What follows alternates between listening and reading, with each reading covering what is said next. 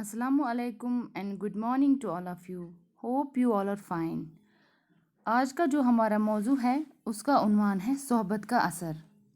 सोहबत से तो हर कोई वाकिफ़ होगा, यानी कंपनी जिसके साथ हम रहते हैं, चाहे वो अच्छी हो या बुरी।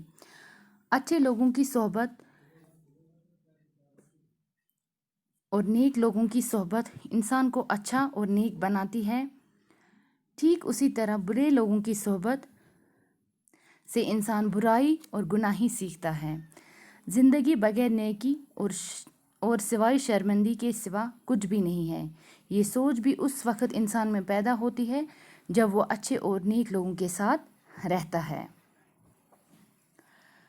आज का जो हमारा उन्वान है वो भी एक लड़के की सोहबत की कहानी है, जिसको ऐसे लड़कों की सोहबत लग गई है जो आपस में लड़ते, गालियाँ देते, मारपीट करते, और वो लड़का शाकिर है।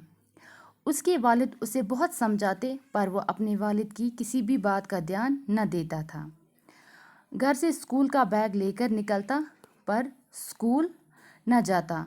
उसके वालिद को इस बात का बहुत अफसोस था। अब वालिद साहब जो थे वो किसी भी तरीके से इसकी बुरी सोहबत को छुड़वाना चाहते थे।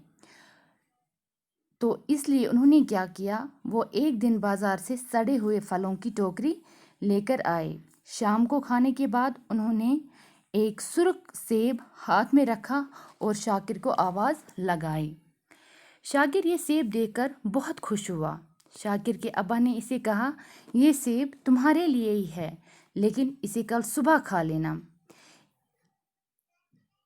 इसे सुबह खा लेना। और इसे भी टोकरी में रख दिया, और ये वो टोकरी थी जिसमें सड़े हुए फल रखे हुए थे। इस वक्त शाकिर ने अपने अब्बा की बात मान ली, और सुबह जब शाकिर वो सेब खाने के लिए आया तो क्या देखा, अरे वो सेब तो बिल्कुल सड़ चुका था।